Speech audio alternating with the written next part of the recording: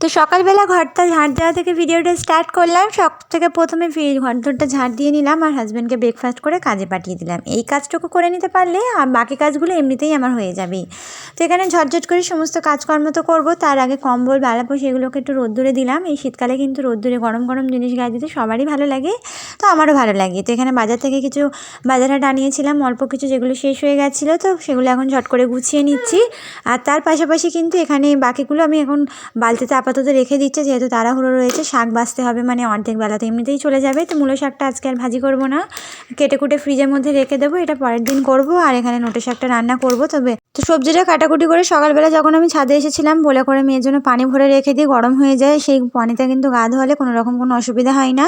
তো মেয়েকে গোসল করে খাইয়ে ঘুম পাড়িয়ে দিই। এখানে আমি রান্নাটা কমপ্লিট করে নিচ্ছি। মেয়ের খিচুড়িটা রান্না করে দিলাম, যখন উঠবে তখন আমি ওকে খাওয়াবো। তো নোটে শাকটা রান্না করে নিলাম। তো এইভাবেই আজকে সারাটা দিন কাটিয়ে নিলাম।